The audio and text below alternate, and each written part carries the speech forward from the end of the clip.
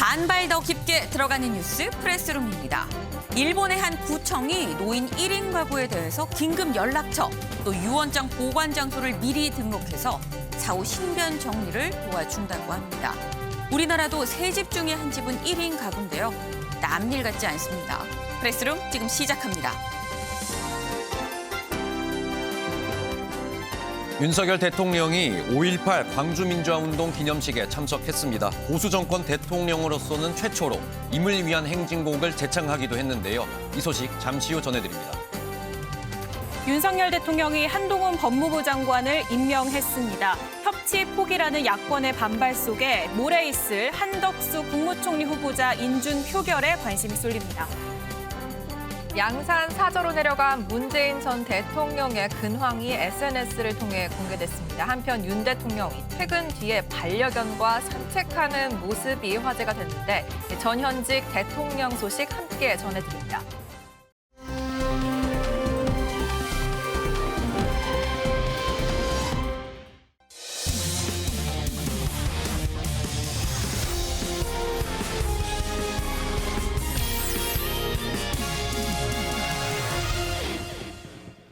네, 즐거운 큐시트웨이 시간입니다. 오늘의 첫 번째 소식, 김현 기자가 준비했죠? 네, 그렇습니다. 첫 번째 아이템, 민주의 문 넘은 윤석열 대통령, 5월 정신은 자유민주주의와 헌법 정신입니다. 윤석열 대통령이 취임 후 첫 행사인 취임 후 처음으로 열린 이 5.18 기념 행사에 오늘 참모들과 여당 의원들 모두 데리고 참석을 했습니다. 윤석열 대통령 오늘 참석 기념식에서 눈에 띄는 점이 바로 이 민주의 문을 통해서 입장한 점이었는데요. 네. 민주의 문, 이 5.18 이 기념 묘지의 일종의 정문인데 이 민주의 문을 통과해서 이제 입장을 한 대통령은 이제 보수 정권 대통령에서는 윤석열 대통령이 처음이었습니다. 네. 굉장히 좀 상징적인 모습을 연출하는 그런 모습을 보여줬는데요. 이 보시는 것처럼 윤석열 대통령 저 민주의 문을 통해서 이제 기념식장으로 입장하는 모습인데요. 네. 함께 옆에는 이제 유족들이 5.18 유족들이 함께하는 모습을 보였습니다. 유족들과 저렇게 이 검은 양복을 입고 200m 정도를 걸어서 행사장까지 들어오는 모습이었는데요. 네. 오늘 행사 지금 영상에서 나오다시피 굉장히 조금 크게 벌어졌습니다. 윤석열 대통령과 여야 의원, 정치권에서는 200명 정도가 참석을 했는데 네. 지금 보시는 것처럼 굉장히 많은 사람들이 참석을 했습니다. 그러네요. 네, 이 윤석열 정부에서 굉장히 좀 공을 들였다는 평가를 좀 받고 있는데 네. 최초로 행사장에 전부 다 합치면은 인원이 2,000명 정도 참석을 했다고 해요. 네. 이게 역대 최대 규모의 네. 5.18 기념 행사가 됐습니다. 보수 정권에서 이렇게 좀 성대하게 중요시하게 이 5.18 행사를 챙긴 것은 처음인 것 같은데 특히 윤석열 정부의 신임 장관들과 핵심 참모들도 함께 했습니다. 윤석열 대통령뿐만 아니라 한동훈 법무장관, 박진 외교부 장관 등이 함께하는 모습도 볼 수 있었는데요. 네. 특히 국민의힘에서는 이 당대표 이준석 당대표를 포함해서 네. 이 100여 명이 행사에 참석을 했는데 이 부분을 굉장히 좀 강조하는 그런 모습을 보여주기도 했습니다. 네. 김기현 전 원내대표 이야기 저희가 준비를 해봤는데요. 직접 들어보겠습니다. 제가 파악하니까 저희 당 현재 의원이 109명인데 99명이 참석하신다고 하고요. 예. 일부는 코로나로 격리되고 이런 분들 좀 계신데 그거 빼니까 99명, 109명 중에 99명이 참석해서 아마 거의 저는 다 오신 것 같습니다. 네, 보수 정권에서 5.18 기념식을 이렇게 좀 뜻깊게 준비한 모습, 굉장히 이색적인 모습인데 네. 일단 보수 대통령 최초로 이 민주의 문을 통과한 윤석열 대통령, 이 민주의 문 앞에서 이제 유족들과 잠시 5분 정도 대화를 나눴다고 합니다. 여기서 이제 민주의 문 앞에서 유족들 대표 중에 한 분이 윤석열 대통령에게 좀 매년 참석해 주시면 안 되겠냐 이런 요청을 했는데 윤석열 네. 대통령이 그 자리에서 흔쾌히 허락을 하면서 어. 매년 참석하겠다 이렇게 약속을 했다고 합니다. 네. 일단은 만약에 윤석열 대통령이 이 약속을 지킨다면 본인이 평소에 존경한다고 밝혔던 고 노무현 대통령과 함께 임기 5년 내내 광주 기념식 행사에 참석한 두 번째 대통령이 될 것으로 예상이 되고 있습니다. 아니 그런데 지금 보니까 이 김기현 총괄 선대위원장이죠. 이 선대위원장이 109명 중에 전체 의원 109명 중에 99명이 참석을 했다라고 했어요. 그럼 10명은 어디 간 거예요? 네, 그렇습니다. 10명 참석하지 않은 10명에 대해서도 네. 저희가 좀 궁금했는데 네. 국민의힘 측은 일단 이 109명의 모든 의원들이 참석을 하려고 했는데 지금 코로나로 좀 격리된 의원들도 있고 지방선거 문제로 참석하지 못한 의원들도 있다고 밝혔습니다. 네. 하지만 핵심 이준석 대표와 권성동 원내대표, 뭐 김기현 의원 등 뭐 핵심 당 지도부들은 네. 모두 참석을 했고요. 이들은 이제 이 행사 끝난 뒤에도 오후까지 이제 전북 전남 지역에 남아서 어떤 시민들과 인사하는 뭐 이런 행사도 소화를 할 것으로 전해지고 있습니다. 국민의힘 측 이 호남 민심에 조금 적극적으로 구애를 하는 그런 모습을 좀 강조하는 모습이었습니다. 네, 지금 이 아까 김영 기자 설명을 좀 들어보면 지금 보수 대통령으로서는 처음으로 민주의 문을 이렇게 걸어서 들어왔다라고 얘기를 했습니다. 이 아까 보니까 뭐 별다른 글쎄요, 뭐 이 갈등이랄까요, 이런 건 없는 그런 모습이었는데 이렇게 뚜벅뚜벅 민주의 문을 걸어 들어왔다는 건 5.18 단체, 뭐 유족 측 입장에서도 뭐 흔쾌히 뭐 환영한다 뭐 이런 입장인 걸까요? 네, 그렇습니다. 사실 윤석열 대통령이 대선 운동 당시에 이 전두환 옹호 발언 등으로 이 광주를 찾았을 때 좀 시민들의 많은 비판을 받았었습니다. 하지만 이 광주 묘지 오늘 방문을 했을 때 특히 뭐 따로 이제 반대를 한다거나 어떤 비판하는 그런 모습은 찾아보기 힘들었습니다. 굉장히 환영하는 뭐 그런 분위기가 더 많았는데요. 네. 일단 대통령 자격으로 참석을 한 것이만큼 뭐 광주 시민들도 좀 환영의 뜻을 나타낸 것 같습니다. 유가족 단체들도 대통령이 5.18 기념식 참석하는데 뭐 반대할 이유는 없다 이렇게 이야기를 했고요. 네. 광주 시민들 역시 대통령이 좀 참석을 이 행사에 해준다면 이게 뜻깊게 의미가 더 커지기 때문에 대체로 환영한다는 반응을 내놨습니다. 조진태 이 5.18 기념단 라디오 네. 목소리가 저희가 준비가 되어 있는데요. 직접 네. 들어보겠습니다. 네, 발언이어서 이제 국민들이 이제 다 믿지는 않겠지만 제가 볼 때 현장에 있었던 저는 네. 그런 것 어떤 진정성을 마음으로부터 좀 느낀 바가 있어요. 그래서 이 5.18 관련해서는 이제 더 이상 애국 폄훼는 없겠다. 그리고 과거에 집착하지 않고 미래로 나아갈 수 있는 그 민주화운동 정신의 어떤 자산으로서 네. 받아들여서 이후에 이끌어가겠다 이런 느낌을 받았습니다.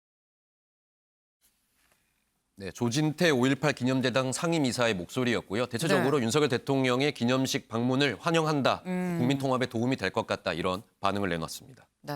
사실 뭐 윤석열 대통령 이 5.18 기념식 참석하는지도 뭐 주목을 받긴 했습니다만 그럼 참석해서 무슨 말을 할 것인가 여기에도 사실 의목이 쏠렸거든요. 직접 이 오늘 연설할 내용을 쓰고 퇴고를 했잖아요. 네, 그렇습니다. 윤석열 대통령이 이번 기념사에 이 내용을 직접 작성을 했는데요. 네. 굉장히 많은 노력과 공을 들였다고 합니다. 본인이 직접 작성을 하면서 무려 7번을 다시 쓰고 고치는 7번. 그런 정성을 들였다고 하는데 문장 네. 하나하나에 굉장히 심혈을 기울인 것으로 전해지고 있습니다. 오늘 윤석열 대통령의 5.18 기념사 직접 들어보겠습니다. 5월 정신은 보편적 가치의 회복이고 자유민주주의 헌법 정신 그 자체입니다. 존경하는 광주 시민 여러분, 저는 5월 정신을 확고히 지켜나갈 것입니다. 자유민주주의를 피로써 지켜낸 5월의 정신은 바로 국민통합의 주춧돌입니다. 자유와 정의 그리고 진실을 사랑하는 우리 대한민국 국민 모두는 광주 시민입니다. 감사합니다.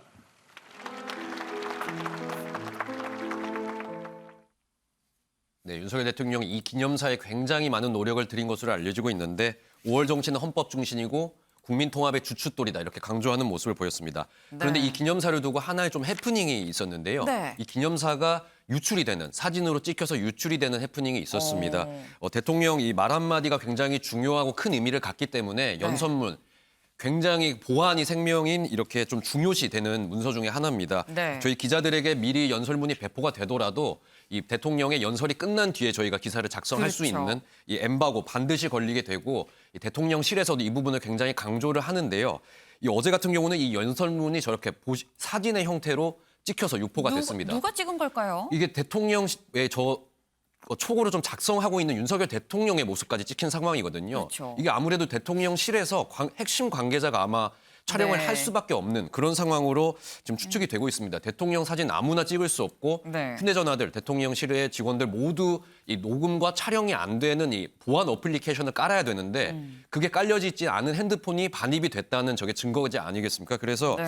이게 대통령실의 보안이 사실상 뚫려 있는 굉장히 지금 취약하다 이거를 보여주는 반증인데 네. 일단 대통령실 핵심 관계자는 네. 이게 어떻게 유출이 됐는지 지금 정황을 좀 파악하고 있는 중이라면서요. 네. 이번 사태를 좀 심각하게 받아들이는 모습을 보였습니다. 네, 뭐 보안 규정 갖고 지금 뭐 논란이 있는 것 같긴 합니다만 사실 이보다도 어떻게 보면 더 큰 부분이 아까 지금 김영 기자가 얘기한 것처럼 이 윤석열 대통령의 연설 내용에서 5월 정신이 자유민주주의 헌법 정신 그 자체다라고 지금 얘기를 했습니다. 사실 대선 때 이 5.18 단체도 유족에서 이 요구를 했었던 부분이 아니 이걸 헌법에 이 내용을 아예 넣어달라, 5.18 정신 내용을 좀 넣어달라라고 요구를 했었는데 어떻게 보면 굉장히 좀 명확하게 윤 대통령이 이 대답을 한 셈이 아닌가 싶기도 하고요. 네, 그렇습니다. 윤석열 대통령의 이 기념식 연설문에 아예 네. 직접적으로 좀 실려 있는 모습이었는데요. 사실 국민의힘 내부에서도 이에 동의하는 목소리가 많이 나왔었습니다. 사실 윤석열 대통령 지난해 7월에 이 대선 운동 당시에도 이 헌법 전문에 5.18 정신 수록하는 것 찬성하기도 했는데 김기현 국민의힘 선대위원장도 오늘 광주에서 네. 이제는 이 당내에서 의견을 한번 수렴해볼 때가 된 것 같다 이런 발언을 내놓았습니다. 이준석 대표도 이 헌법 전문을 싣는 것을 좀 동의한다 이런 내용의 발언을 하기도 했는데요. 이준석 대표 이야기 직접 들어보겠습니다. 전문에 넣는 건 당연히 개헌을 상정한 것이기 때문에 하지만 개헌 논의가 매번 시작될 때마다 권력구조 개편이라든지 큰 과제들이 등장하게 되어 있습니다. 저는 그 부분에 대한 아이디어들은 다 나와 있고 또다시 서랍에서 꺼내는 형태가 될 텐데 그런 논의 같은 것들도 할 수 있겠지만은 저는 또 항상 꼬리에 꼬리를 무는 그 끝이 없고 기약 없는 개헌 논의 이런 거는 시작하는 건 좀 신중해야 된다. 당연히 언젠가 우리가 개헌이 된다면은 이 5.18 정신을 헌법에 담는 문제는 그것은 이제 양당 간의 이견이 별로 없는 문제일 것이다 이렇게 생각합니다. 그런데 지금 말씀드린 부분도 당내에서는 아직까지 이 부분에 대해서 총의가 모아지지 않았기 때문에 지선 이후에 아마 이 논의가 나온다면 저희가 총의를 모아보도록 하겠습니다. 네, 이준석 대표와 김기현 이제 선대위원장 두 명 다 네. 국민의힘 당 차원에서 이제는 지방선거 끝나고 나서 의원들의 좀 의견을 모아서 한번 진행을 해볼 계획이다 이렇게 밝히면서요. 과거 보수 정권과는 조금 차별성을 두는 그런 모습을 보여줬습니다. 소종섭 위원님, 이 헌법 개정, 개헌이라고 얘기를 하죠. 이게 굉장히 큰 일이거든요. 그런데 지금 이 5.18 정신을 헌법에 넣는 개헌, 그러니까 원포인트 개헌을 할 것이냐. 근데 보통 개헌 얘기가 나오면 또 권력구조 개편이 자연스럽게 또 따라 나오지 않습니까? 이 개헌이 사실 정치권에선 블랙홀이라고도 얘기를 하는데 지금 윤 대통령이 취임하고 며칠 안 됐는데 지금 개헌 얘기가 나왔어요. 어떻게 보세요? 이 부분은 원론적으로 그 5.18 정신을 헌법 정문에 좀 넣는 부분에 네. 여야가 어느 정도 공감대를 형성했다. 이런 정도로 보면 되지 않을까 싶습니다. 지금 상황에서 개헌이라는 의제 자체가 네. 정치권 전면에 등장해서 구체적으로 그 문제를 이야기할 수 있는 상황은 아니죠. 지금 현재 상황 자체가 경제적으로 코로나 등 또 러시아의 우크라이나 침공 이후에 글로벌 경제 자체가 상당히 롤러코스터 지금 흐름을 보이고 있고 네. 퍼펙트 스톰이다 해서 또 고물가, 고환율, 고금리 이 경제 상황이 상당히 지금 글로벌 불안정한 상황이거든요. 우리나라의 경제 위기도 또 올 수 있다 이런 얘기까지 나온 상황이기 때문에 지금 상황에서 정치권이 개헌 카드를 꺼내든다라는 것은 이건 사실 좀 상상하기 자충수다. 예, 그건 좀 상상하기 힘든 부분이기 때문에 원론적으로 여야가 네. 5.18 정신을 좀 헌법에 살리자 이런 부분에 공감대를 넣고 그것을 그럼 구체적으로 언제 어떻게 개헌 문제를 할 거냐 이 부분은 일단은 아마 한 내년 이후 정도나 다음 총선 지날 때쯤에나 좀 네. 공론화할 수 있지 그 안에는 좀 쉽지 않아 보입니다. 네, 이게 개헌을 실제로 하는 데까지는 좀 시일이 걸리고 쉽지 않아 보인다라는 말씀을 주셨습니다. 이 윤석열 대통령의 오늘 5.18 기념식 참석, 이 참석만으로도 사실 굉장히 좀 큰 의미가 있다라고 볼 수 있긴 하겠습니다만 사실 여기서 더 나아가서 임을 위한 행진곡을 부르냐 마냐 이게 늘 논란이 됐었어요. 오늘 윤 대통령 불렀나요? 네, 윤석열 대통령 불렀습니다. 그것도 굉장히 적극적으로 부르는 모습을 적극적으로 불렀어요. 그렇습니다. 적극적으로 네. 부르는 모습 보여줬는데요.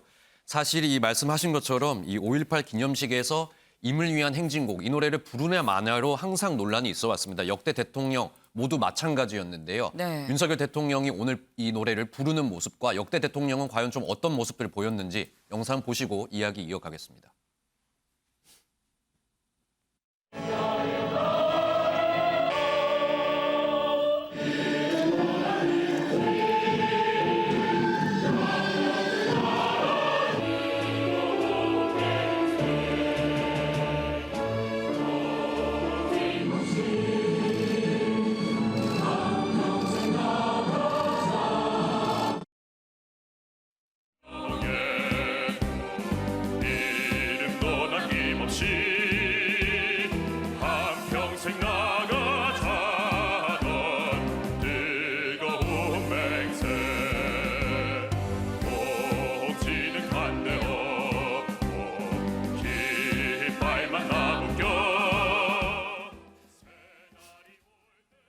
네, 임을 위한 행진곡. 이 노래가 좀 문제가 되는 이유는요. 일부 보수 진영에서 이 임을 위한 행진곡에 이 임이 이 북한의 김일성, 김정일 부자를 상징하는 거다. 이렇게 주장을 하면서 네.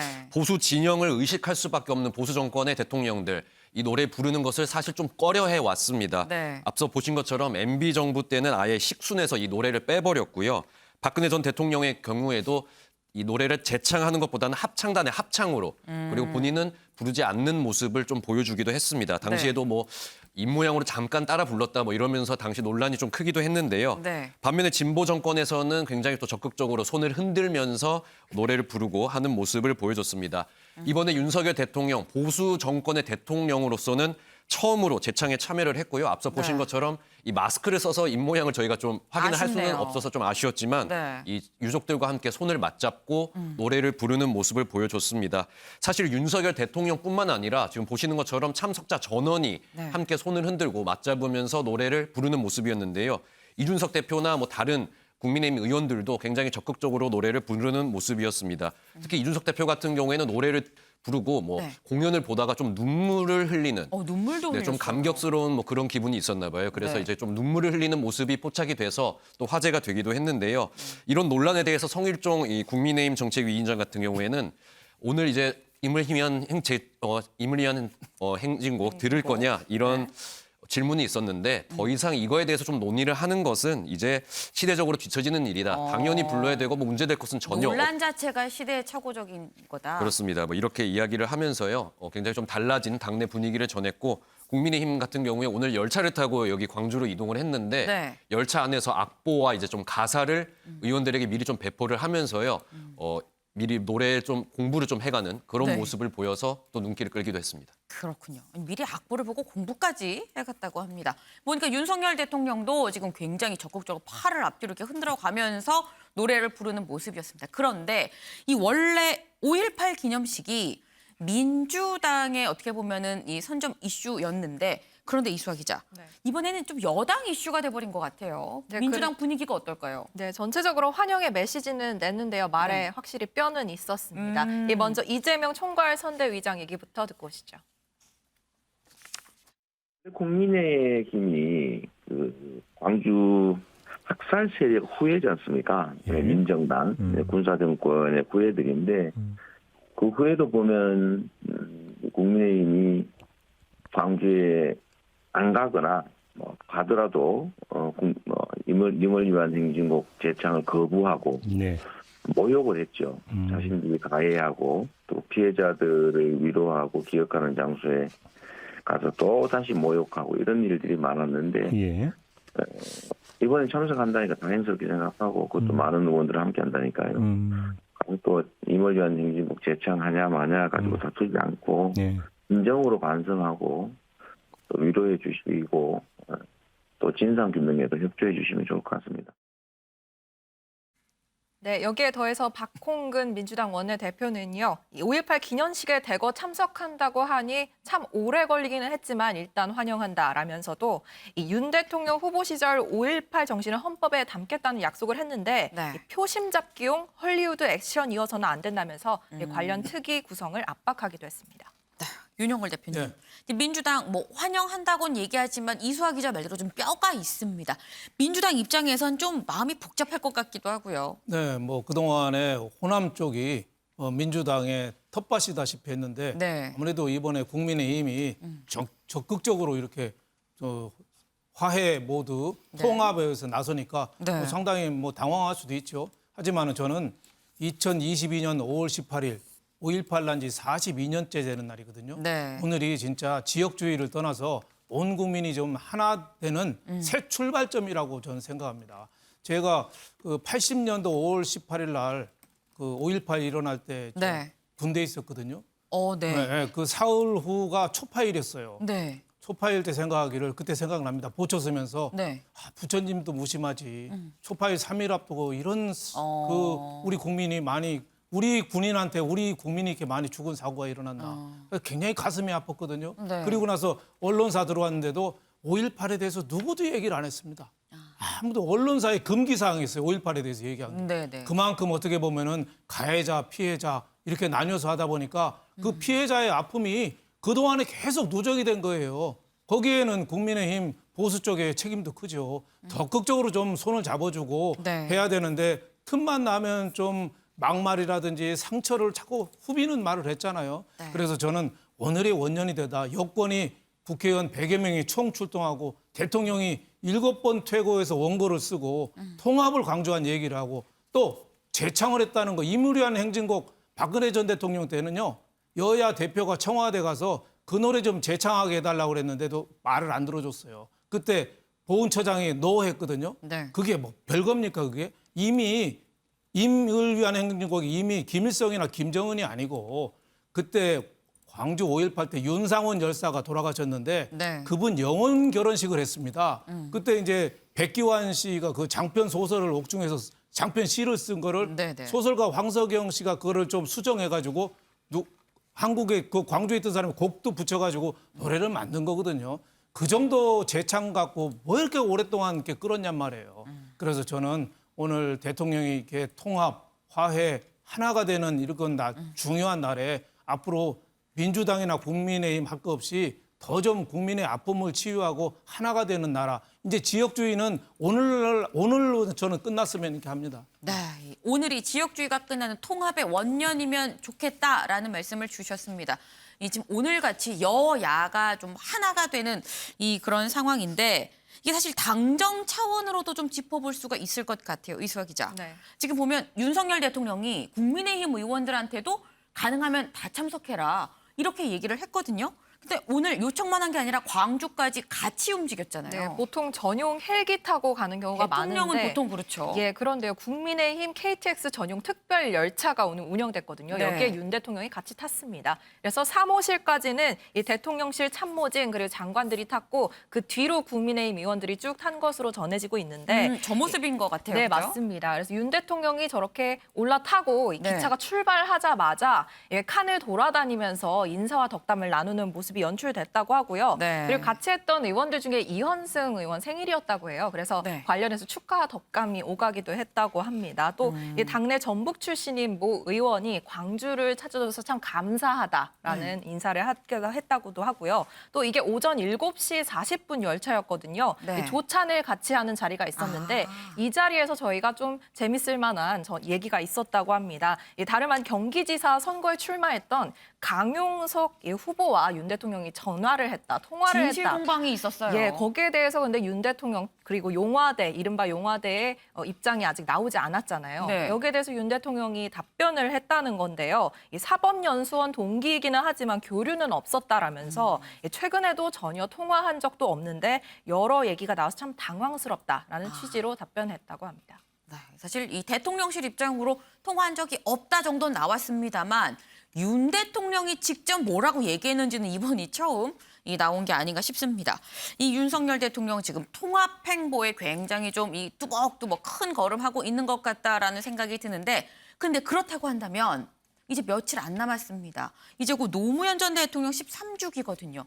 여기에는 윤 대통령 참석할까요? 네, 오는 23일에 열릴 예정인데요. 네. 윤 대통령 이번 추도식에는 참석하지 않을 것으로 알려졌습니다. 이 한미 정상회담 직후라서 정리할 문제들도 좀 있고 문 전 대통령도 간다고 하니 번잡스러울 것 같다는 것이 대통령실 입장인데요. 이 대신 정무수석이 그 자리를 대리 참석할 것으로 알려지고 있습니다. 또 정치권에서는 일단 여야 당내 지도부들이 모두 갈 것으로 예상이 되고 있고요. 그래서 이준석 대표 그리고 윤호중, 박지원 비대위원장이 참석할 예정입니다. 네, 사실 윤석열 대통령이 고 노무현 전 대통령을 좋아한다라는 거는 뭐 익히 알려져 있는 사실이죠. 그 이유 전에 윤 대통령이 실제로 노무현 전 대통령 얘기하면서 굉장히 애잔한 마음을 직접 드러낸 적도 있기 때문에 그 모습 잠깐 같이 보고 오시죠. 2007년 노무현 전 대통령께서 주변의 많은 반대에도 불구하고 고뇌에 찬 결단을 하셨습니다. 제주 해군기지는 국가의 필수 요소다. 무장과 평화가 함께 있는 것은 잘못이 아니다. 이렇게 말씀하셨습니다. 저는 노무현 전 대통령의 고뇌와 결단을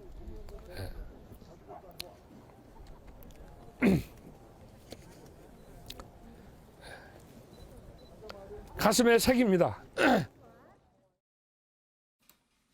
네, 지금 보면 윤석열 대통령 저 때는 이제 후보 시절이었었습니다. 좀 울먹이는 약간 울컥한 좀 그런 모습이 좀 보이기도 했는데 소종섭 위원님, 네. 5.18 기념식과 노무현 전 대통령의 추도식 이 간극이 상당히 있다고 봐야 되는 걸까요? 왜 추도식엔 참석을 안 하는 거예요? 번잡스럽다는 걸 이유로 되기는 좀 부족하지 않나 싶은 생각이 들기도 하고요. 그렇죠. 일단 이제 아마 이제 대통령이 됐으니까 네. 후보 시절 이런 게 아니고 대통령의 어떤 일정이라는 게 있잖아요. 그리고 지금 이제 한미 정상회담도 있고 그런 여러 가지 부분 일정 속에서 아마 좀 고려를 하지 않았나 싶고 보통 이제 이랬을 때 뭐 10주기, 15주기, 20주기 네. 뭐 이런 이제 끊어지는 이런 때의 어떤 중요성을 두는 부분과 지금 13주기라는 그런 부분도 좀 봤던 것 같고 5.18이랑은 좀 다른 거죠. 5.18 같은 경우는 그동안에 여러 차례 윤석열 대통령이 참석하겠다라고 얘기도 했었고 네. 또 상징성 자체가 굉장히 큰 그런 부분이기 때문에 아마 적극적인 의지를 좀 보였던 것 같고 반면 이제 노 전 대통령 추도식 같은 경우는 이번에 못 가도 뭐 내년이나 내후년이나 이렇게 되는 또 여지가 있다라고 네. 생각했을 가능성도 좀 있어 보이고요. 아마 개인적으로는 윤 대통령이 노무현 전 대통령에 대해서는 그동안에 굉장히 여러 차례 좋은 평가를 많이 했었죠. 그랬었죠. 소탈하고 이제 기득권과 싸운 다정한 서민의 대통령 이렇게 표현도 했었고 호날두와 메시로 비유를 했지 않습니까? 그러니까 노 전 대통령이 정치적인 어떤 자질로 봤을 때 네. 그러니까 호날두나 메시 선수처럼 그러니까 이게 어떤 연습이나 훈련을 통해서 뭐 되는 그런 게 아니고 아주 타고난 자질이 있는 네. 그런 뛰어난 정치적으로 그런 자질을 가진 분이 노무현 전 대통령이다라고 얘기를 할 정도로 굉장히 높게 평가를 하고 또 통합의 정신에 대한 의미부여도 많이 하고 네. 이랬기 때문에 아마 개인적인 그런 평가와 또 이제 대통령으로서의 여러 가지 어떤 일정에 대한 관리와 이런 부분에서 아마 그렇게 좀 뭐 결정을 한 것 아닌가. 뭐 크게 정치적으로 그 부분에 서로의 어떤 차별적인 측면에서의 의미부여를 뭐 굳이 할 필요는 좀 없지 않나 싶습니다.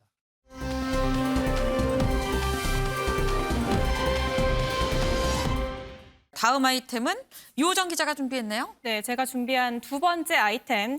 윤 대통령 한동훈 장관 임명 강행, 한덕수 후보 인준 빨간불입니다. 네. 어제 윤석열 대통령이 예상대로 한동훈 법무부 장관을 임명했습니다. 민주당은 한덕수 후보자 인준을 부결시킬 수 있는 이 본회의 소집으로 맞불을 놓으면서 여야 간 강대강 대치가 이어지고 있는 상황인데요. 먼저 한동훈 장관의 임명 소식. 어제 국회에서 운영위 전체회의가 한창이던 오후 5시쯤 전해졌습니다. 네. 그리고 1시간 반 뒤인 6시 반에 법무부 장관의 취임식까지 속전속결로 진행됐는데요. 네. 한동훈 장관은 취임사에서 검찰을 두려워할 사람은 범죄자뿐이다라는 일성을 밝혔습니다. 직접 듣고 오시죠. 국민이 원하는 진짜 검찰개혁, 진짜 형사사법 시스템의 개혁은 사회적 강자에 대해서도 엄정하게 수사할 수 있는 공정한 시스템을 만드는 겁니다. 저는 정의와 상식의 법치를 앞으로 법무부가 나아가야 할 방향으로 제시하고자 합니다. 이 나라 대한민국에서 검찰의 일은 국민을 범죄로부터 보호하는 것이고 할 일을 제대로 하는 검찰을 두려워할 사람은 오직 범죄자뿐입니다. 국민을 바라보고 할 일을 제대로 합시다. 네, 취임사 키워드를 크게 세 가지로 꼽아보면요. 첫 번째 정의와 상식이었습니다. 사실 윤 대통령의 공정과 상식이 좀 연상되는 그러네요. 키워드이지 않나 싶은데 두 사람이 이 비슷한 철학, 방향성을 갖고 있다는 점이 드러나는 대목이었고요. 두 번째는 국민이었습니다. 취임사 내내 20번가량 언급이 됐거든요. 국민의 피 같은 세금으로 월급 받는 공직자니 국민들을 보고 똑바로 제대로 하자라고 강조를 하는 모습이었고요. 마지막은 들으신 것처럼 검찰개혁인데 진짜 검찰개혁이었습니다. 이 문재인 정부 법무부에 대한 직접적인 비판은 없었지만 진짜 검찰개혁을 하겠다라는 말로 지난 검찰개혁의 방향을 애둘러 비판하는 비판의식을 드러낸 상황입니다. 뭐 상식과 정의, 국민을 키워드로 한 검찰개혁, 한동훈표 검찰 정상화가 시작됐다라는 해석들이 나오고 있고요. 어제 법무부 청사 앞에는 취임식 전부터 한 장관의 취임을 축하하는 꽃다발 수십 개가 지금 보시는 것처럼 배달되기도 했습니다. 또 하나, 이 한동훈 장관의 취임사를 향한 관심도 좀 이례적이었는데요. 있는데요. 네. 사실 여야를 막론하고 어떤 특정 인사의 발언이나 뭐 청문회에서의 상황 이런 것들 편집한 클립들이 화제가 되긴 하지만 어떤 장관의 취임식 전체나 취임사 전문의 을 찾아보시는 분들은 사실 많지 않으실 않죠. 겁니다. 기자 아니고 찾아본 사람이 몇이나 될까 싶기도 네, 한데요. 그런데 어제 한 장관의 취임사 클립이 평균적으로 좀 높은 편이더라고요. 네. 한 클립은 이 편집도 없는 풀 영상이 네. 100만 뷰가 넘는 어우, 100만. 조회수를 기록하기도 했는데 네. 그만큼 관심이 높았던 것으로 보이는데 네. 뭐 해석을 두고는 여러 가지 얘기가 나오고 있습니다. 네. 글쎄요, 이 한동훈 후보자의 임명 강행 뭐 예상이 됐었던 부분이긴 합니다만 하지만 유호정 기자 말처럼 운영위가 한창인 와중에 지금 임명을 강행을 했어요. 민주당이 가만히 안 있었을 것 같은데요. 네, 맞습니다. 사실 어제 오전부터 강행할 거다라는 전망이 나오면서 오전부터 민주당에서는 독선이다, 오만이다 굉장히 강한 반발이 있었는데 네. 결국 임명을 했다라는 소식이 전해지자 야권에선 예상했던 강한 반발이 쏟아졌습니다. 직접 듣고 오시죠. 윤석열 대통령이 한동훈 법무부 장관 후보의 임명을 강행했습니다. 윤석열 대통령은 국회에 와서는 협치를 이야기하고 뒤돌아서서는 독선에 빠져 있었습니까? 한동훈 후보자의 임명 강행은 윤 대통령이 국민을 우습게 알고 국민의 목소리는 듣지 않겠다는 것을 증명한 것입니다. 더불어민주당 박홍근 원내대표는 오는 20일 본회의에서 한덕수 국무총리 후보자 인준 여부 투표를 하기 위해 양당 수석부대표 간 협의를 진행하라고 지시했습니다. 윤석열 대통령의 오만과 독선의 시대는 국민으로부터 반드시 심판받을 것입니다. 네, 전날 사실 윤 대통령이 국회에 가서 민주당 의원들 한 명 한 명 인사하면서 협치를 강조하는 모습이었는데 이 협치를 하루 만에 뒤집었다.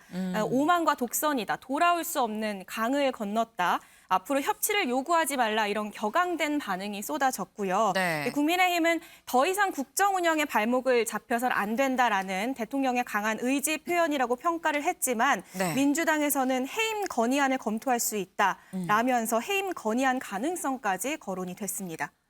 윤영걸 대표님. 이 운영위가 한창 진행 중인 가운데 이렇게 임명 강행을 했으면 사실 민주당 입장에서는 좀 불쾌할 수도 있는 부분이 아닌가 싶기도 하고요. 운영이 끝나고 해도 되는데 이 굳이 운영이 중요한 이유가 뭘까요? 뭐 민주당은 상당히 불쾌할 수도 있죠. 하지만은 뭐 운영위에 신경 안 쓰고 내 할 일을 한다. 마이웨이. 협치냐 대치냐 네. 뭐 이게 아니고 이걸 떠나서 내 할 일을 한다. 그래서 어제 17일 날 출근길에도 윤석열 대통령이 기자들이 물어보니까 검토하겠다 이렇게 얘기했거든요. 네네. 그러니까 일정에 따라서 하는 거 아닌가 저는 이런 생각이 들어요. 물론 뭐 야당에서는 16일 날 하루 전날 국회 협치 약속 후에 바로 파기해서 굉장히 기분이 나쁘겠죠. 뭐 야당을 무시한 거니까. 하지만은 윤 대통령이 임명한 계기는 제가 보니까 첫 번째는 지방선거를 앞두고 중요한 법무부 장관 자리를 비워둘 수가 없다. 네. 이제 뭐 한 2주 남았는데 빨리 해야 된다. 그리고 국회 청문회에서 한동훈 장관에 대한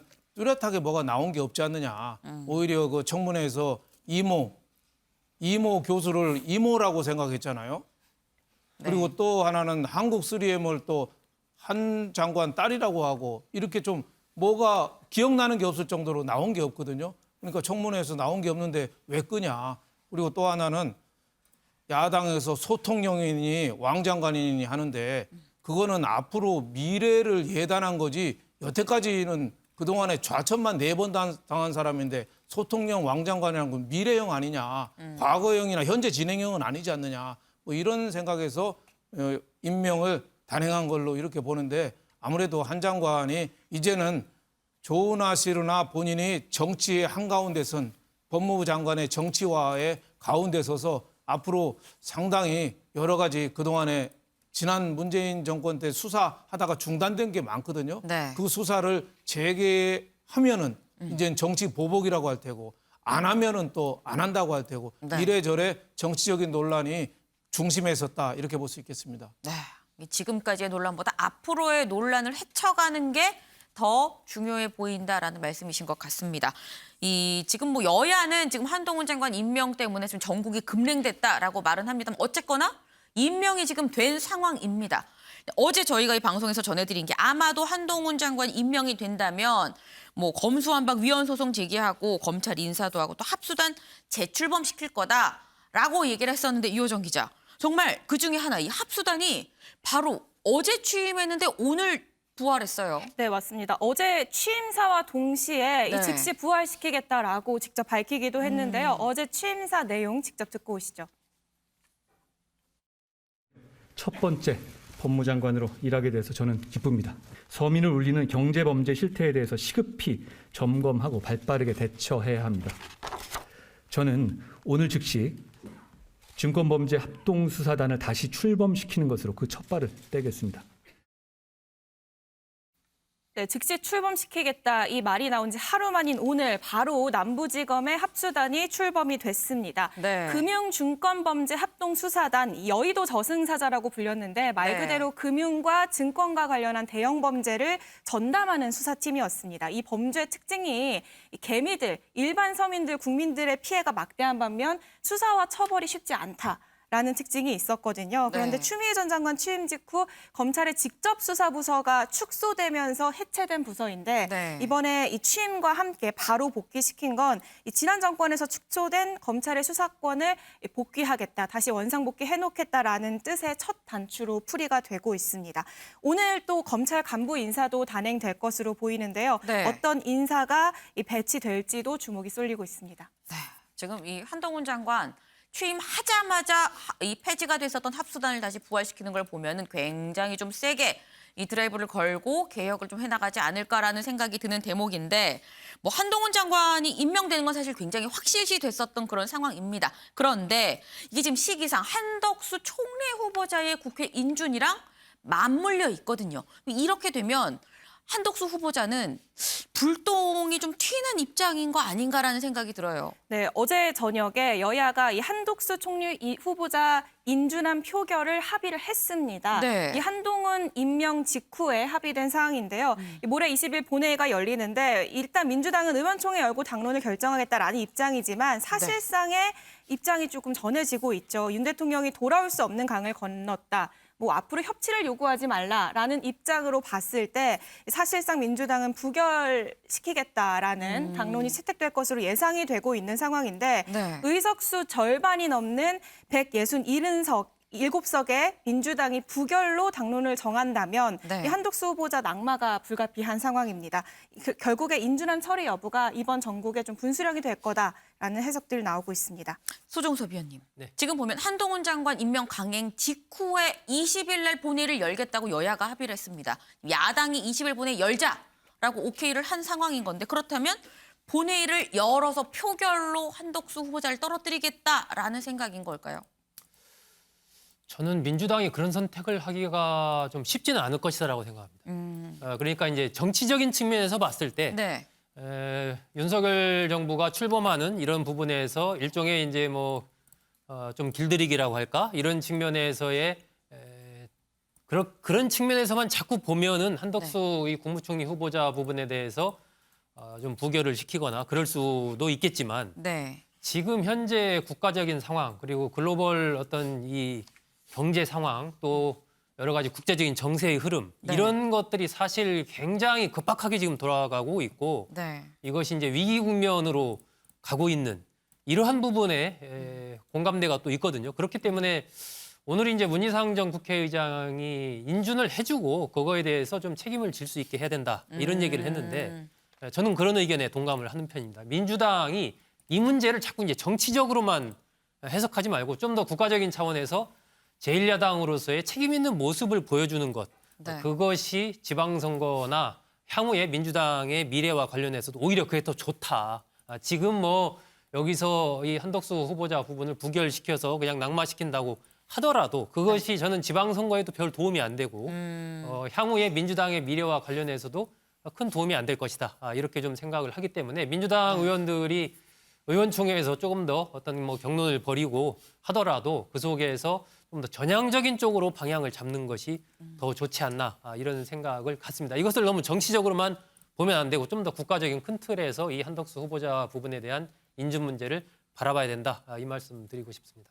네, 지금 이 소 의원님께서 민주당에서 한덕수 후보자의 인준을 부결하는 게 썩 쉬운 상황은 아니다라고 지금 말씀을 주셨습니다. 실제로 유효정 기자, 보니까 이재명 총괄선대위원장이 좀 한덕수 후보자 통과를 시키는 게 어떨까, 여기에 좀 힘을 실는 것 같아요. 네, 사실 당내 신중론이 있는 것도 사실입니다. 네. 뭐 오늘 오전 서울은 의원도 비슷한 얘기를 했고요. 이 주장 배경에는 새 정부 발목 잡기 안 된다라는 이런 주장 근거가 깔려 있거든요. 네. 그 배경에는 이 지선을 앞두고 국정을 발목 잡았다라는 역풍을 우려한 것으로 보이는데, 실제로 선거 사령탑을 맡고 있는 이재명 위원장도 비슷한 얘기를 했습니다.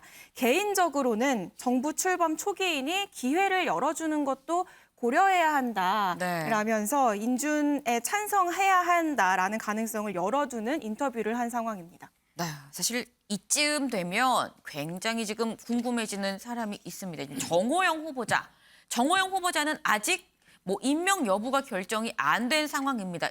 임명 강행을 할 수 있음에도 아직 임명을 하지 않은 그런 상황인 건데, 만약에 정호영 후보자까지 임명 강행을 한다고 하면, 유정 기자, 만약에 그렇다고 한다면 정말 한덕수 총리 후보자를 인준 통과를 시켜줄, 찬성표를 찍을 민주당 입장에서 명분이 좀 없어지는 거 아닐까 싶기도 하고요. 네, 맞습니다. 만약에 강행을 하게 된다면 정말 협치는 내버렸다라는 민주당의 주장을 더 강화할 수 있는 명분을 주게 된 셈인 될 수 있는데요. 이 때문에 국민의힘 내부에서도 이 정호영 후보자의 임명을 두고서는 우려의 목소리가 많은 편입니다. 직접 들어보시죠.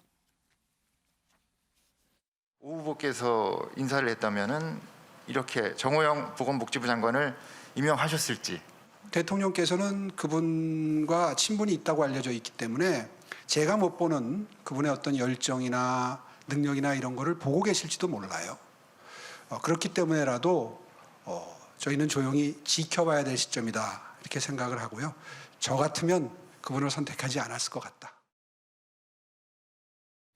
네, 지금 이 오세훈 시장도 나라면은 정호영 후보자 임명 안 할 것 같다라고 좀 얘기를 했는데, 윤영걸 대표님, 이제 모레 본회의 표결입니다. 이 한덕수 후보자 인준 모레가 본회의 표결인데, 글쎄요, 이 대통령의 이 결단의 시간, 정 후보자에 대한 대통령 결단의 시간이 썩 많이 남아 있는 것 같지는 않습니다. 네, 20일 날 한덕수 총리 후보자에 대한 표결, 그게 기점이 될 것 같습니다. 정호영 보건복지부 장관 후보가 어떻게 보면은 자진 사퇴를 20일 전에 하느냐, 20일 후에 하느냐, 아니면은 임명을 강행하느냐, 세 개거든요. 네. 저는 윤석열 대통령이 이번 내각 인선 중에 가장 잘못한 인선이 보건복지부 장관이라고 봅니다. 네. 도덕성이나 능력이나 모든 면에서 저는 뭐 상당히 함량 저는 미달이라고 보기 때문에 그 사퇴를 유도해야 된다고 보는데, 저는 20일 총리 표결하기 이전에 하면은 물론 표결에 도움이 되겠죠.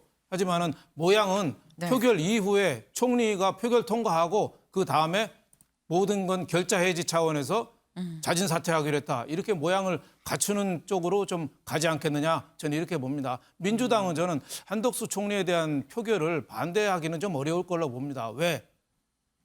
지방선거가 얼마 안 남았습니다.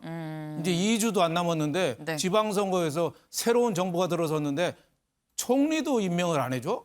이렇게 되면 상당한 역풍이 불 수 있거든요. 그래서 표결이 좀 된다고 보고, 표결 이후에 정호영은 자진 사퇴식으로 물러나는 게 가장 좋은 모양이 아닌가, 저는 이렇게 싶습니다. 네, 아마도 표결 이후에 자진 사퇴로 물러나지 않을까라는 말씀을 하셨습니다. 지금 한동훈 후보자까지 따지면 거의 뭐 한 일주일 사이에 6명 정도가 지금 임명이 강행된 거 아닌가 싶은데요. 김현 기자, 이게 야당이 반대했는데 임명이 된 장관들, 국회에 오면 굉장히 좀 힘들지 않을까 싶습니다. 네, 그렇습니다. 일단 민주당 이렇게 임명 강행된 장관들을 장관으로 인정하지 않겠다는 모습을 지금 보여주고 있습니다. 어제 원희룡 국토부 장관이 국토위 회의에 참석을 했는데요.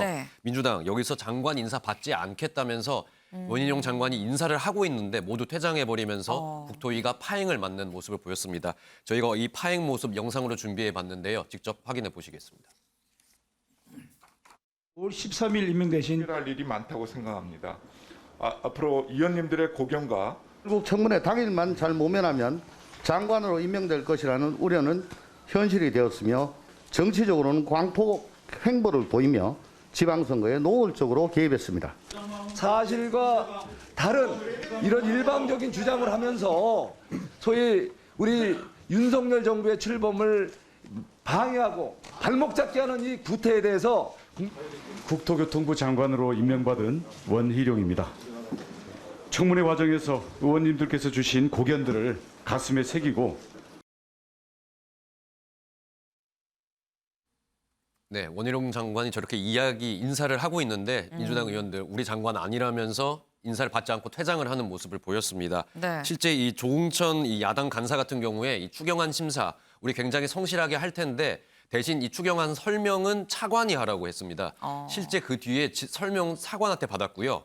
질문도 장관이 아닌 차관한테 했습니다. 원희룡 장관을 아예 철저하게 이렇게 무시하는 듯한 모습을 보여줬는데 네. 사실 이런 좀 호된 신고식 문체부에서도 똑같이 벌어졌습니다. 박보균 이 문체부 장관도 인사말을 했는데요. 네. 인사를 끝나자마자 이 정청래 의원이 나서서 좀 부적격 사유가 있으면은 사과를 해야 하는데 왜 사과를 안 하냐?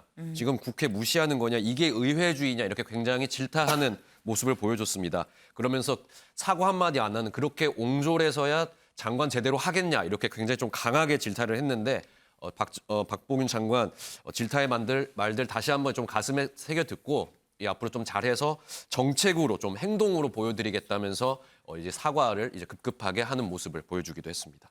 네, 지금 임명 강행된 장관들 지금 국회에서 지금 야당의 어떤 이 비판을 받고 있는 이 그런 모습이었는데요. 어제 장관이 아닌데도 이목이 집중된 사람이 있었죠. 이 어제 열린 운영이 저희도 전해드리긴 했습니다만 이 윤재순 총무비서관 어제 저희가 불쾌감을 느낀 분들한테 사과한다라는 것까지는 저희가 방송에서 전해드렸어요. 그런데 그 이후에 한 말 때문에 또 논란이 돼요. 그렇습니다. 이게 해명을 하려다가 지금 논란이 더 커진 상황이 됐는데요. 네. 일단 사과의 뜻을 밝히면서 본인 나름대로는 좀 어떤 사건이 있었는지 과거의 이 성비기 사건에 대해서 좀 해명을 내놨는데 이게 지금 굉장히 큰 역효과를 부르고 있습니다. 이 논란을 일으키고 있는 윤재순 대통령실 총무비서관의 발언도 직접 들어보시겠습니다. 염려하고 그다음에 우려하시는 부분에 대해서 충분히 제가 느끼고 있습니다. 그래서 그거는 더 잘하라는 의미로 받아들이고 있고요. 지나간 부분에 대해서는 어떤 식으로든 그게 국민들에게 성취가 되고 그다음에 불쾌감을 느꼈다면 그거는 당연히 제가 사과를 드려야 맞다고 생각합니다. 그 생일빵이라는 거를 처음 제가 당해봤습니다. 그걸 보니까 하얀 와이셔츠에 보니까 초콜릿 케이크인가 그거를 얼굴에 케이크 뒤범벅이 되어 있습니다. 뭐 해줄까 그래서 뽀뽀해주라 라고 화가 나서 했던 말은 맞습니다. 그래서 버리다 하고 갔던 것이고요. 네, 생일빵을 좀 심하게 당해서 뽀뽀를 해달라고 했다. 이렇게 일단 해명을 했는데 이 해명에 일부 의원들이 굉장히 격분을 했습니다. 특히 좀 같은 편이라고 어떻게 좀 볼 수 있는 국민의힘의 이 조은희, 양금희 의원까지 비판 대열에 합류를 하면서 좀 눈길을 끌었는데요. 그러면서 자연스럽게 이 비서실을 통제하는 이 비서실장에게도 비판이 이어졌습니다. 김대기 비서실장이 여기에 대해서 입장을 밝혔는데 이 발언도 또다시 논란을 불러일으키고 있습니다. 김대기 비서실장의 해명 직접 들어보겠습니다. 전동차에서 읽어보시라고 말씀드렸는데 읽어보셨습니까? 아직 못 읽어봤습니다. 제가 말씀을 드렸을 텐데요. 비서실장님 오늘 이후에 윤 비서관과 면담 좀 하셔야겠는데 어떠실까요? 윤 비서관으로 인해서 죄송하다는 말씀을 드리지만 시는 시입니다. 그렇게 좀 이해를 해주시고 제가 이어령 선생님의 마지막 수업이란 책에 이런 내용이 있더라고요. 답변을 좀 중단하시죠. 시라는 것은 예, 제가 질문 좀 해야 되겠습니다. 시를 쓰는 사람의 마음을 일반 사람의 잣대로 보지 마라 그런 말도 있습니다. 그러니까는 이 시 가지고 너무 좀 이제 좀 그만 좀 해주시면. 뭐 잘했다고 두둔하시는 거예요? 두둔이 아니고요. 네, 글쎄요. 저는 생일빵 때문에, 그러니까 생일빵이 뭔가 싶으실 수도 있는데 생일 때 이제 뭐 케이크도 던지고 뭐 약간 때리기도 하고 이런 거를 지금 얘기를 하는 것 같은데 생일빵 때문에 화가 나면 화를 내면 되지 않나. 왜 화가 나서 뽀뽀해달라고 했는지 잘 이해가 안 되는 대목입니다만 어쨌거나 대통령실에서는 윤재순 총무비서관을 계속 같이 갈 생각인 것으로 보입니다.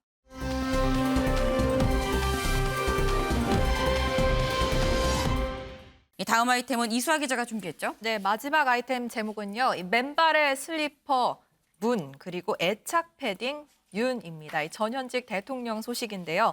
먼저 문 전 대통령 SNS를 관리하는 계정 운영자 이른바 평산마을 비서실이 전직 대통령의 근황을 오랜만에 전했습니다. 간지 일주일 됐는데요. 이 사진 4장이 올라왔는데 네. 문 전 대통령이 맨발에 저렇게 슬리퍼 차림으로 서재에 네. 쪼그려 앉아서 책을 읽는 모습 그리고 반려견에게 먹이를 주거나 산책하는 모습도 나무에 물을 주고 있는 모습 등이 공개됐습니다. 이 밖에도 통도사를 방문하거나 또 아버지 어머니 산소에 다녀오는 외출 등을 했다고 전해지고 있는데요. 앞으로도 꾸준히 이 계정을 통해서 전직 대통령의 근황을 들을 수 있을 것 같습니다. 네, 지금 보니까 뭐 맨발에 슬리퍼를 신기도 하고요.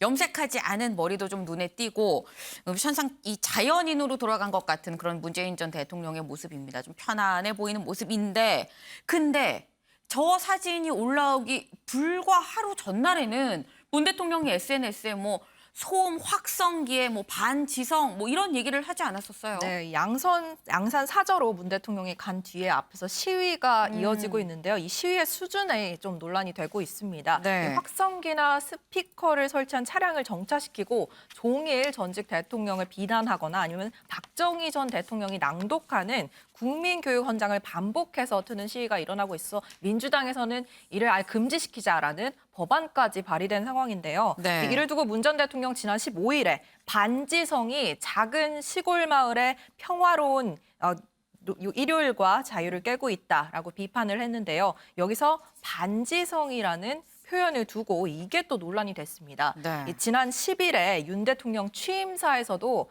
같은 표현이 나왔기 때문인데요. 잠시 취임사 발언 듣고 오실게요. 지나친 집단적 갈등에 의해 진실이 왜곡되고 각자가 보고 듣고 싶은 사실만을 선택하거나 다수의 힘으로 상대의 의견을 억압하는 반지성주의가 민주주의를 위기에 빠뜨리고 민주주의에 대한 믿음을 해치고 있습니다. 여기서 윤 대통령이 반지성주의라는 표현으로 사실상 민주당과 전 정부, 문재인 정부를 저격한 것이 아니냐라는 해석이 나왔고요. 네. 그렇다면 또 문 전 대통령이 SNS에 굳이 반지성이라는 표현을 쓴 게 여기에 대한 불쾌감을 드러난 게 아닌가라는 해석이 나오고 있는 상황입니다. 네, 사실 윤석열 대통령 취임사에 등장했던 반지성 이걸 또 문 전 대통령이 SNS에 쓰면서 이 신구 권력 갈등의 좀 번외편 같은 좀 그런 느낌이 없잖아 있는데 근데 이 반지성이란 단어를 정유라 씨가 들고 나왔어요. 네, 이 신구 권력 싸움에 정유라 씨가 참전하는 듯한 모양새가 됐는데요. 정 씨는 SNS에 진짜 반지성은 이런 것이다 라면서 2017년에 자신의 2살 난 아들이 입구 당시 언론에 노출됐던 저 사진을 올렸습니다. 공유를 하면서 인권 변호사님, 그러니까 문 전 대통령을 지칭하는 것이겠죠. 이 반지성에 대해서는 어떻게 생각하는지 집회하시는 분이 이 확성기로 한 번만 물어봐 주시면 안 되냐라면서 문 전 대통령을 저격하는 모습이었습니다. 이 지금 자연인 문재인 전 대통령의 모습을 보다가 지금 반지성 얘기까지 왔습니다. 그럼 반지성에 어떻게 보면 이런 반지성 논란의 원조격인 윤석열 대통령도 자연인 아닌 자연인 모습이 포착이 됐다고요? 네, 한 온라인 커뮤니티에 동네에서 포착된 윤 대통령의 모습이라는 제목의 글이 올라왔는데요. 보시면은 퇴근 뒤 반려견과 함께 산책하는 모습으로 보입니다. 그런데 사진 속 윤 대통령의 복장이 또 눈길을 사로잡았습니다. 이미 수차례 윤 대통령 이른바 파파라치 사진에서 볼 수 있었던 바로 그 회색 패딩을 입고 있기 때문인데요.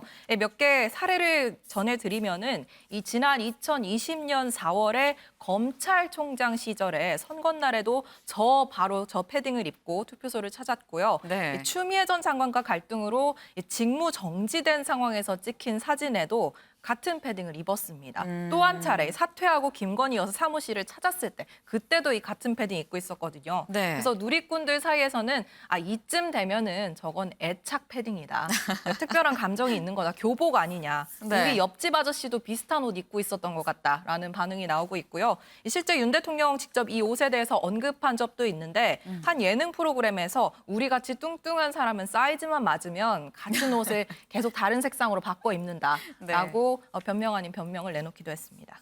소종섭 위원님, 이 저 회색 패딩을 두고 뭐 동네 아저씨 같다 친근하다라는 사람도 있습니다만 또 일각에서는 이거 아니 이렇게 근접해서 사진을 찍는다 이거는 짜고 치는 거 아니야? 누가 일부러 찍어서 노출시킨 거 아니야? 뭐 이런 의혹을 제기하기도 하더라고요. 뭐 둘 다 일리가 있는 거죠. 저 회색 패딩 같은 경우는 아마 대부분 특히 남성들 같은 경우는 집에 네. 하나 정도는 있을 만한 비슷한 거 하나 또 있으신가 봐요. 저도 있습니다. 예, 그런 상황이어서 그 자체를 보면은 네. 뭐 좀 친근감이 드는 것도 맞죠. 그런데 윤석열 대통령은 과거에 어떤 뭐 그냥 정치인 그리고 대선 후보를 넘어서 지금은 이제 대통령이지 않습니까? 네. 그러니까 저 사진이 커뮤니티에 어떻게 해서 노출이 됐는지, 네. 그럼 사진을 찍을 당시의 경위가 어떻게 됐는지 이런 부분은 좀 분명치는 않지만 어쨌든 앞으로 이제 대통령의 사진이나 등등과 관련된 것은 좀 공적인 채널, 공적인 그런 경로를 통해서 노출되는 것이 좀 바람직하지 않나 하는 생각을 갖습니다. 특히 저렇게 근접 촬영된 사진 같은 경우에도 문제가 있을 수가 있거든요. 네. 이 경호 이 얘기까지 좀 같이 해주셨습니다. 지금 전현직 대통령들의 얘기를 했습니다만 근황이 주목받는 인물 전현직 대통령 말고 이 사람도 좀 주목이 되죠. 네, 바로 코로나19 정점 와중에 어떻게 보면 방역 수장을 선봉장을 맡았었던 네. 이 정은경 전 질병관리청장 얘긴데요. 사실 아직 코로나 종식까지는 오지 못했잖아요. 그래서 이번 정부에서도 이 전문가라고 할 수 있는 전 청장이 계속 유임할 수도 있다 이런 가능성이 나왔는데 이 어제 방역 수장으로서의 긴 여정을 마치고 결국 퇴임을 했습니다. 이 질병관리본부가 청으로 승격되고 또 코로나 한가운데서 힘든 일 다 겪었잖아요. 그렇다 네. 보니까 이 마중 나온 직원들이 눈물을 보이기도 했는데요. 저희가 퇴근길 모습 준비해봤습니다. 코로나19 위기 때 불확실성 때문에 어려움이 많았지만 국민 여러분들이 방역당국을 믿어주시고 또 잘 협조해주시고 또 의료인들께서 많이 헌신해주시고 우리 지자체 공무원들도 많이 헌신해주셔서 코로나19 위기를 극복해 올 수 있었습니다. 진심으로 감사드리고요. 공직자로서 코로나19 위기 극복에 참여할 수 있고 기여할 수 있어서 진심으로 감사했고 고마웠습니다. 감사합니다. 건강하세요. 네, 사실 전정청장 하면은 개인적으로 생각나는 건 저 머리 색깔입니다. 처음에 맞아요. 시작할 때만 해도 정말 검은 머리였는데 그래서 퇴임할 때쯤 돼서는 회색 머리 정말 하얗게 점점 새가는 모습을 시청자 여러분뿐만 아니라 국민 여러분 모두가 확인할 수 있었는데요. 이 누리꾼뿐만 아니라 이낙연 전 대표도 이 머리 다듬는 시간 그리고 점심 먹는 시간까지 아껴가면서 업무에 집중했던 그 모습이 공직자에게 귀감이 될 것이라고 앞날을 응원했습니다. 네, 지금 이 정은경 전 청장, 아까 마지막 퇴근길에 이런 얘기를 했습니다. 기여할 수 있어서 감사했고 고마웠다라고 이 얘기를 했는데 글쎄요, 오히려 이 많은 국민들이 마음으로 오히려 이 정 청장이 있어줘서 같이 우리와 함께해줘서 감사하고 고마웠다라는 마음이지 않을까 싶습니다. 오늘의 탑을 좀 정해보겠습니다. 오늘의 탑 기사, 또 다들 짐작하시지 않을까 싶습니다. 오늘 5.18 기념식에 참모, 장관, 여당 의원들을 다 데리고 참석한 첫 보수 대통령 굉장히 화제가 되고 있죠. 더불어서 5월 정신이 헌법에 실제로 수록이 될지도 좀 지켜봐야 되는 부분인 만큼 오늘의 탑은 민주의 문 넘은 윤석열 대통령 국민 통합 강조로 결정하도록 하겠습니다.